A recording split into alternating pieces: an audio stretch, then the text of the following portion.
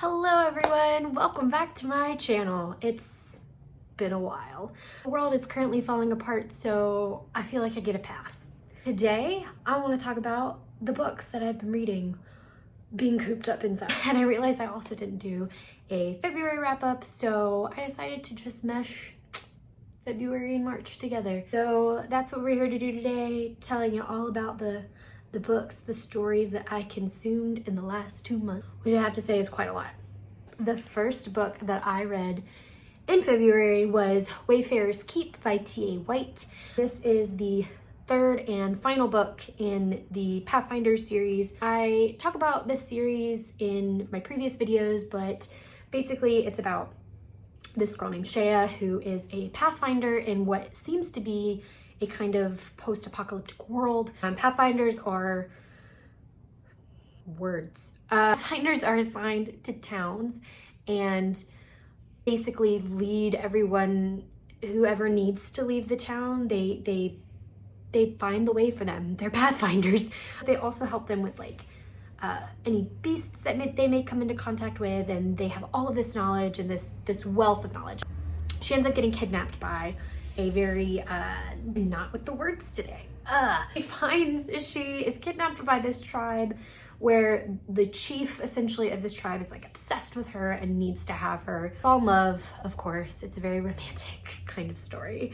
But anyways, that's like the premise of it. If you want to know more details about it, I do talk about it in my previous videos, so go check those out. I'll link them down below as well. But this was the third and final book in this series. She is coming out, or she has come out with another one. I think I might read it, I don't know. Is centered around another character that's in the book who was not a main character. She was very much side character. She showed up in like 2 of the books, but very, very briefly. So she goes on a whole journey of her own. I read the series with my book club. I've talked about them as well. We call ourselves Read Between the Lines. It's just me and 2 other girls, which I might have someone else join. Natasha, best friend, you need to join this book club. Anyways, we read this whole series together. I ended up giving the third book 4 out of 5 stars.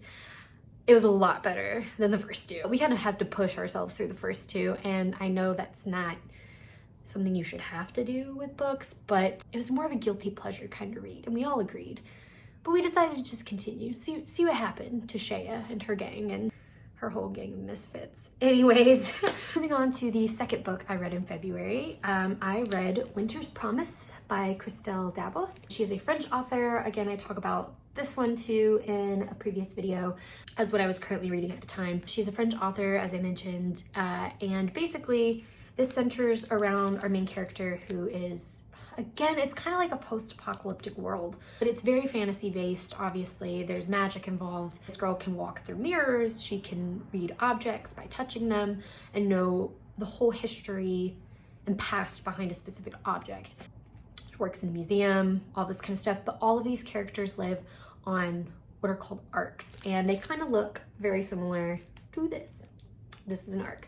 So she's married off to a very high political figure on another arc, which is kind of unheard of. People usually only marry people on their same arcs. So she's whisked away, and she finds out, you know, more about this family and who this guy is because he's very cold with her, and finds out he really only married her for a very specific reason. And I won't go into details on that. I mean, it's fairly obvious after the first few chapters what his purposes are, but of course other things are kind of thrown into the mix along the way. But this was good. This is difficult because the book started off, the first half was kind of fantastic. I was sucked in, couldn't put it down, loved the world that was being built. I love this author's writing. She's very lyrical, very imagery based, and I love that. That's my favorite type of book. But then as the story didn't really progress. And there is a second book that's out. I haven't been able to get it, obviously. I got this one from my library, but all of them are closed now. So yeah, I haven't been able to get the second one. I am gonna read it, but if it kind of plays out like this first one did, I might not continue the series if it does continue. I don't know if she's planning on writing anymore, but I ended up overall giving it 3 out of 5 stars. Like I said, I really liked this author's writing style.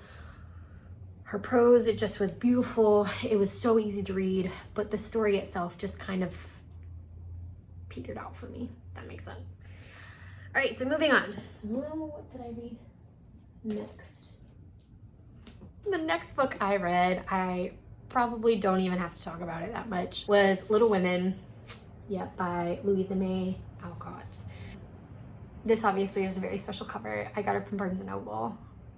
Just because I'm not a fan of getting the books that have like the movie or the show as the cover. I don't care for it. It's fine, like if you're a fan of the show or the movie, but don't get me wrong, like I loved the new movie on this book, the one that just came out in December, but I don't want the cover of it. If I'm gonna get like, especially a classic, I want to get like, I know this is not a classic cover, but this was the only other option besides the movie cover. So I went with this for now. Maybe later on down the road, I'll invest in like a really nice, like traditional copy. But for now, this had to do, and it was fine. So I'm not gonna rate this because it's a classic. So while I did love the story, obviously, I mean, we are all pretty much familiar with it, but this was actually my first time reading the whole thing. I watched the movie before. I know I shouldn't have done that. It's a sin. But I did. Loved the movie, and I think that actually kind of helped me understand and push through the first few chapters of this, the first chunk of this, because obviously it's a very classical novel. It was written a very long time ago. Writing style is very outdated, but at the same time it's timeless. So I wanted to read it. Again, my book club, Read Between the Wines, we read this together along with the series that I talked about previously, but I'm not gonna rate it because it's classic. Just know that I did enjoy it for what it is. Obviously, it's timeless. It's Little Women. How can you not like it? Okay, so the next book that I read in the month of February was actually an audiobook. This is gonna be a little hard to talk about because it is based off of a true story.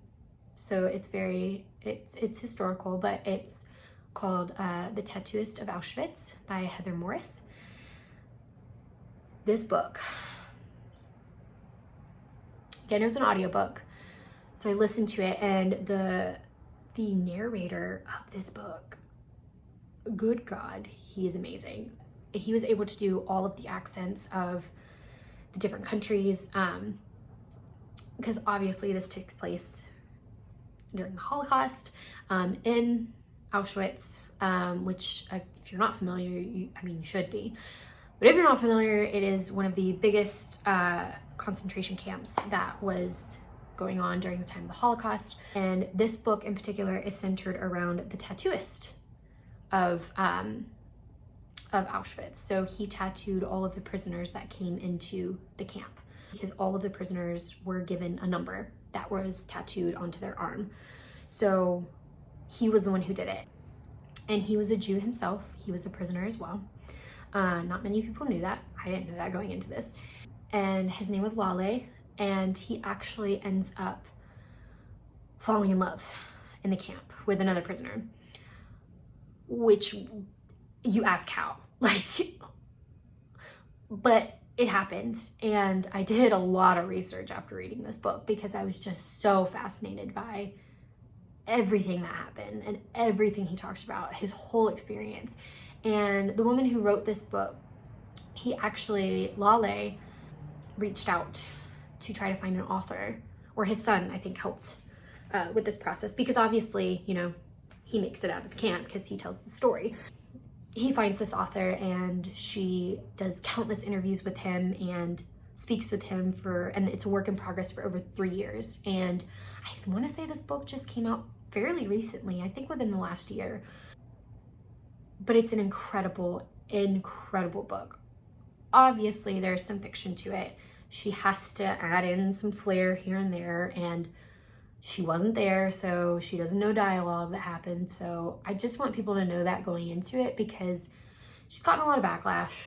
But doing my own research and seeing the research that she did herself, not just talking to Leslye, but actually meeting with other people who were part of the camp, who may not necessarily have known him, but she fact checks him even, and I think that's incredible. And his memory is what is freaking incredible, because a lot of what he told her, all of the stories that he told her, matched up to her research that she found and was able to back it up with proof. A lot of it anyway. And so, you guys, it was just such a heart-wrenching and kind of heartwarming book. Weird to say, I know. But needless to say, I gave this book 5 out of 5 stars. I could not recommend it enough. It was incredible. I can't even put into words how good this book was. But obviously there are a lot of triggers in it. Just know that going into it if you decide to read it. I cried a lot during this book, as you can imagine. I mean, how could you not? Incredible book, because it's obviously written in like a story format. It's not. There's a lot of historical facts in it, obviously, but it's very much like it's just a work of art. Just go read it. Just go read it. And if you want to, listen to the audiobook because it's so good. And I learned like Tattooist is what they called him. He was the tattooist, and that was the language. So you learn a bit of a new language too. So it's cool. Okay, so moving on to the final book that I read in the month of February. It's actually a poetry collection because you know I'm trying to read more poetry. And it's actually by another booktuber because she's one of my favorites, and she has put out this poetry collection. It's been out for, I think she published it in 2018. But anyway, it's called The Sweetest Kind of Poison, and it's by Katie. I don't know how to pronounce her last name. Wismer? I want to say Wismer. Obviously, she only says Katie in her videos from that I've seen. But yeah, I got this book because I watched her videos, fell in love with her reviews, and she does a weekly vlog every week. She puts out so many videos, and I eat them up because they're just so good. Like, I love watching her videos. But yeah, she obviously advertises that she has published this poetry collection, so I went over and bought it because I needed to read it. And it was very, very good. Like, I'm just falling into poetry more and more. And this just made me, it was good. So it's in all of the collection though centers around a toxic relationship that she went through. And just kind of that whole process of grief, essentially. That's the best way to describe this collection, but it was good. Highly recommend. You should go over to her channel, check her out. I'll link her page down below because everyone should be a fan of Katie's. And go check out her poetry collection. You can get it, I think, on Amazon. I think that's where I got it. I think she sells it in other places, I'm not sure, but Amazon is where I got it. She's also putting out a new book, little plug, and I actually snagged an ARC. I was so excited, you guys. Like, this is my first ARC ever. And I was so shocked that I got chosen to do it because you put in a request. So if you're not familiar, ARCs are known as advanced reader copies or advanced reviewer copies. They go by both. And basically it's just an advanced copy of the book before it comes out. So her book, for example, comes out June 16th, but you can request. Sometimes it's sent to you, like people who have a little bit more pull, they're able to get an advanced copy. And what they do is, the point of it really is to read it ahead of time and then publish a review, talk about it, make sure it sells whenever it comes out. So usually people who get ARCs are people who have a bit more pull or who have a bit more popularity to be able to get the book out there and talking about it in a great way. But she talks, like, she makes a whole video too about how you can go and request an ARC. I went and did it because I was like, I'm gonna just see what happens. And then I got approved and I was so excited. So I'm a good 160 pages in now. It's really, really great. And you guys should go support her because booktubers helping booktubers. Okay, I don't know what I read next. What did I read? The next book I read, we're now entering into March. We made it, you guys. We made it through February. So in March, I read the second book, Lair of Dreams by Libba Bray. This is the second book in the Diviner series. And if you guys have seen my previous video when I talk about reading the first book, I was not sold completely. I don't know, couldn't get into it, but everybody said that. Everybody said you read the second book. So I did. I have to say it was much better. It was much better than the first book. It really develops a lot more. I start to feel for the characters a lot more. If If you're unfamiliar, the Diviners is, I'll just tell you the basic premise, but the Diviners are a group of kids who, not kids necessarily, but Diviners are people in this world who have these magical, essentially, abilities. So Evie, our main character in the first book, is able to read objects, and she can tell you secrets, essentially, about whoever's object it is. So like the person itself. So like if it's their comb or a piece of jewelry or something, like she can read it and tell you a secret. And within the first book, it's really just kind of little tiny things like what they had for dinner the day before. But as she starts to develop her skill a bit more, she can reach further and further back. And there are many other Diviners within this series that you start to learn more about, and you figure out they're Diviners, like some were revealed. But the first book kind of centers around Evie, and I have to say I don't care for Evie. And I think a lot of people don't. I think it's kind of 50-50. I've heard people love her, and then I've heard people say, I can't stand her. I'm on the I can't stand her train. I can't help it. Because this world is set in the 1920s, or the story is set in the 1920s, I should say, in Manhattan, New York. And so Evie just does the whole flapper talk, like, gee, swell, doll. I don't even know, but she talks like that, and it's so annoying, and it's frustrating, and her character is just annoying. She makes stupid decisions all the time. And so that's why I didn't really care for the first book, is just I couldn't stand her. But the second book focuses a lot more on everybody, on all of the other characters. And those were the people I was more fascinated with. So the second book, I have to say, is a lot better. I will be reading the third one, and I think the fourth one just came out pretty recently, so I need to get going. But again, I got this from the library. I don't know when they're gonna open back up. It's time, you guys.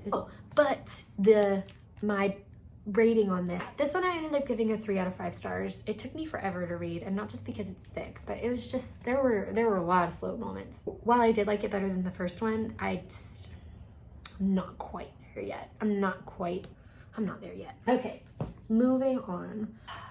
This next book, I have to say, this is probably one of my new favorite books of all time. Couldn't stop. I read it in 2 days. Couldn't put it down. But it's My Dark Vanessa by Kate Elizabeth Russell. This was tough to read. But so good. And this is this author's debut novel. Like, what? So I actually picked this up from the airport bookstore because it sounded interesting, and I have a tendency to buy a book every time I'm at the airport. I don't know why, even though I pack like 5 books to go with me.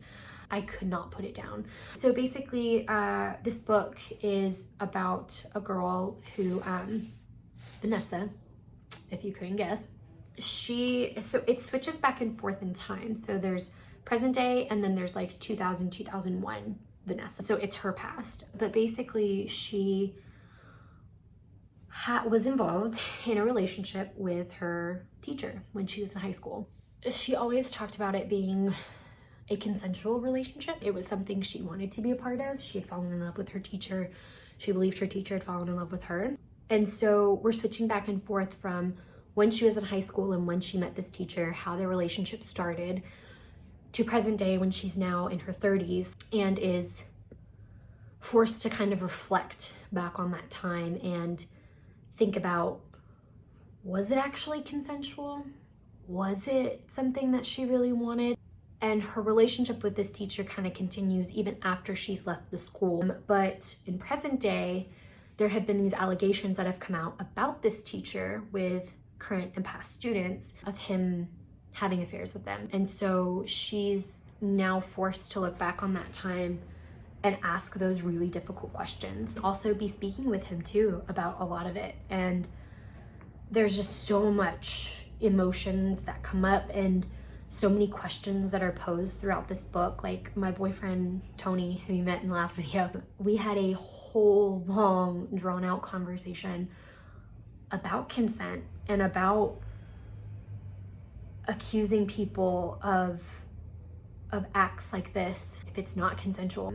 And, you know, do we believe the woman? Do we, you know, just the thoughts that run through our head. And it's not, I'm not putting a stance on anything with this, but it just, Tony and I had a really long conversation about this, and not just this book in general, because of course I did explain from beginning to end what this book was about and all of the things that drove me crazy, because this book not only makes you question a lot of things, it makes you feel so much stuff, because obviously she was a minor as well. So even though she was consenting, you know, it's still against the law. I was curious to see how everything played out, and I was not disappointed.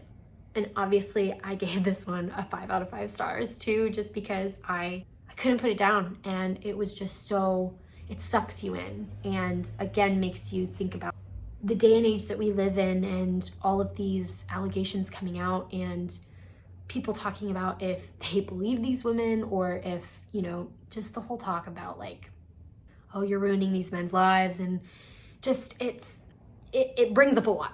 It's a lot. And like I said, Tony and I had a whole long conversation about it, and it was just really interesting to hear his opinion, and for my mind to be opened about new ideas from what he was saying, and vice versa, and this book opening up my mind to new ideas. And it just, yeah, it takes you on a roller coaster.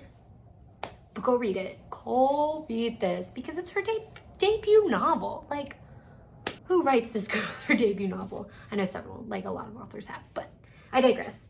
Moving on. The next book I read, I don't remember if it was this one or another one, but I'm going to talk about them all anyway, so I don't care. Whatever order it comes out in, it comes out in. This one was super small. It's called Adapt or Wait Tables, A Freelancer's Guide. Before all of the virus stuff started and us being in quarantine, I really wanted to get more into freelance writing. Now I have the time, but I bought this book before we, you know, went into quarantine. Oh, I didn't say who it was by. It's by Carol Wolper, if you couldn't have already seen that. But she's written screenplays, she's, you know, written novels, she's done a whole lot. Yeah, it's a itty bitty thing, but it was really good. It was very much a help in better understanding, I think, the freelance world, and just like the fight you kind of have to give and the life you have to live to be a freelancer and survive off of freelancing and not a steady income. And she specifically talks about it in LA, and so that's why I liked it. I know people have like not backlash, but like they didn't really get into it as much because they were hoping it wasn't so centered around Hollywood. But you go in with that expectation because it says so on the back. It says it in the synopsis on the back that she focuses on Hollywood and being a freelancer in Hollywood and selling screenplays as well as novels and all that kind of stuff. So it was good, and it was kind of a breath of fresh air too, to hear somebody else talk about how hard it is here in LA, just working in general, but being also in the entertainment industry and trying to get money out of that. It's a lot, and I don't think a lot of people fully understand that. They know it, everybody knows it. Hollywood is a beast, but it's a whole other thing to live it and to experience it. And so reading her words really just kind of made me say, oh, okay, at least I'm not the only one who thinks this. So it was good. I ended up giving this 4 out of 5 stars, just because I honestly don't remember why, but it's 4 out of 5 stars. It was good. It was nice. It was a nice little kind of reprieve from the novels and the dark things that I was reading. That being said, the next one that I read, y'all are gonna think I just like to self-sabotage, but it's actually The Librarian of Auschwitz. Yeah, I don't know why I do this to myself. I don't know. Again, I got this one from the library too, so I've had it for a while. Only just now was able to get around to finishing it, because I actually got this one before I decided to read The Tattooist of Auschwitz. But anyway, this one, again, based on a true story. It is centered around a girl who has voluntarily and involuntarily become the librarian of Auschwitz. So in Auschwitz, they have the family camps, and she was in that camp and was with a lot of the children. They set up a school. They had no idea how they were able to do it. You realize later on why. Like, the Nazis were really just trying to kind of keep up pretenses for outside visitors like the Red Cross and stuff, or if anybody happened to come through, they have this front showing like, hey, like, we actually are teaching children, were about families and stuff, when really we all know like what they were trying to do. So it was just a front, but they took advantage of it. The prisoners did. They taught children, they taught them songs, they taught them history. They were able to smuggle in or keep a lot of books. Not a lot, I think there were like 5 or 6 in total. But she takes on this task of hiding those books and finding a different spot for them every night. And she takes on the responsibility of potentially being caught with these books. And if you're caught with a book, even just one, it's immediate death. And so she has this high risk, but it's something that she feels very passionate about. She believes that people should have access to these books, no matter who they are, or where they are, or what situations they're in.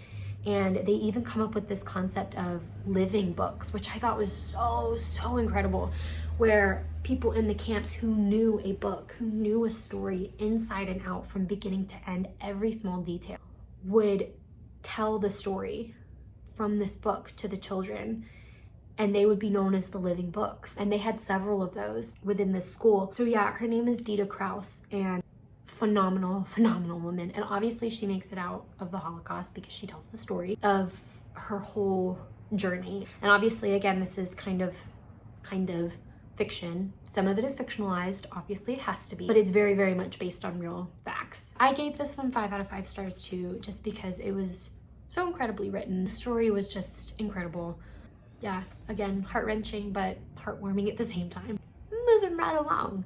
So the next book that I read in the month of March, and I don't know if it was the next book or if I read it before. There are so many overlapping stories, I don't know, but I read The Strange and Beautiful Sorrows of Ava Lavender by Leslye Walton. I read this with my best friend Natasha, but yeah, we decided to read this together because we're both quarantined. She's in Florida, I'm here in California, so we wanted to read something together and talk about it.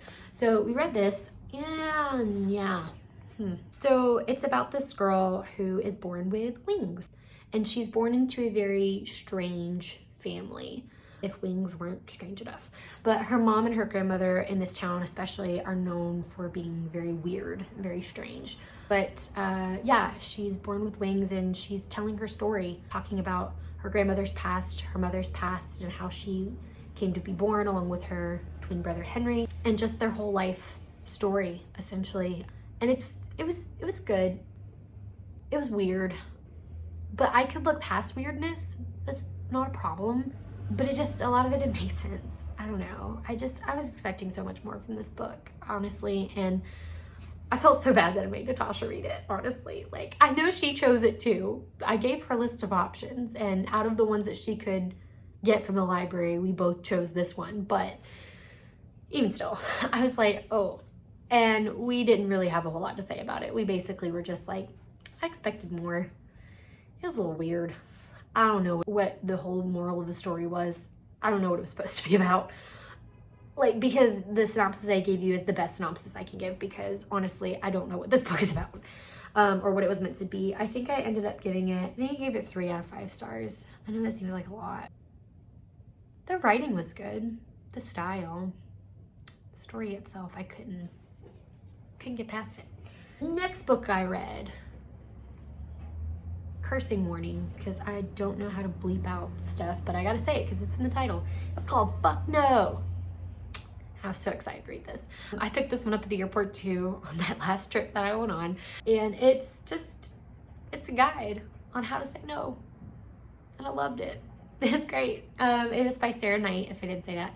She's written a lot of other books with cursing also. And so there's obviously a lot of cursing in this book, but I love it. I love me some cursing. Yeah, it's just a guide on how to say no to people, because we live in this world where it's like required that we say yes to a lot of things, but there's so many things that we should say no to. And I loved it because she says how to stop saying yes when you can't, you shouldn't, or you just don't want to.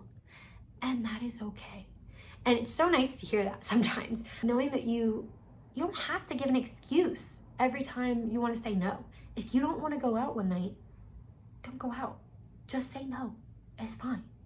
It's okay. No one's gonna judge you. But she has a whole guide on how to say no to strangers, to best friends, to families, to your partner. And she gives you excuses to use too if you feel the need to use an excuse. But at the end of the day, she always says, you don't have to explain yourself to anybody. You can say no and live with that, and that's okay. And just gives you exercises and guides. It's a fun little read. I recommend it. I gave it, I think, 4 out of 5 stars, but it's like a little guide, so it's like, I mean, how do you rate this? The last book I read in March is In Another Life by C.C. Hunter. Honestly, I don't remember what this is about. And this is one of the more previous books I've read, if that says anything, which it should. I think I gave this 2 out of 5 stars. Like, it was bad. It was not good. Oh yeah, it was about this girl. She is adopted and her parents have gotten a divorce. They practically hate each other now, and she lives with her mom, and they move back to her grandmother's house, who had just passed away. So they're in this town. She's new to the school and everybody there. She meets this guy who is in foster care with another family, and he believes that she is their missing child. So their child was taken when she was, I think, 4. And she's like, no, that can't be. I was adopted. Like, my parents went through an adoption agency. I don't think my parents would ever do something like that. They could never kidnap me and all this stuff. And so it's just their journey, kind of discovering new and crazy things. Yeah. I just felt like this book moved just way too fast. They just sped up a lot of important moments. And there were just a lot of things that were kind of tedious that didn't really need to be in there, like specific parts. I did finish it though, because I wanted to see what happened. So I guess that's why I ended up giving it 2 instead of 1 stars. But yeah, it was, all in all, it was all right, but I wouldn't go pick it up. Like, I'm not going to recommend it to somebody to read. Unfortunately, I hate saying that about books. I hate giving bad reviews about books. From there, I think we'll end that. We'll end it there. That was a nice little video, even though I've read another book. I'm in the process of reading more. Also trying to get caught up on a lot of beta reads, because I've been doing that for authors, and I've been kind of putting them off, and now I'm able to finally sit down and just like consume them and give all of the feedback and the critiques. So I'm in the process of that as well. But anyways, that kind of wraps up this video. Let me know down in the comments below how you guys are handling this quarantine. Hope everyone is staying safe, staying indoors. Hopefully not too many of you have been horribly affected by this. I will say, it's life update, I did get laid off from my job, so in a little predicament there, but it's fine. I have a lot of hope, and we're making moves and making plans, and this is giving me the time to really reflect on what it is I really want to be doing with my life. And I hope that you all are kind of finding that clarity as well. This is the time to do it, you guys. I mean, if you've got nothing else going on, try not to stress too much. Try to stay as healthy as you can. Reach out to loved ones, family members, friends, anybody. Check in on them, make sure they're doing okay, handling this quarantine and not killing their partners in the process, because I'm getting very close to doing that here. Just kidding. But he knows I love him. But anyways, yeah, so I'll end the video there. Thanks for joining me. Yeah, I'd love to know what you guys are reading, what you're doing, what you're up to. Let me know, because I need some human contact. Anything, please.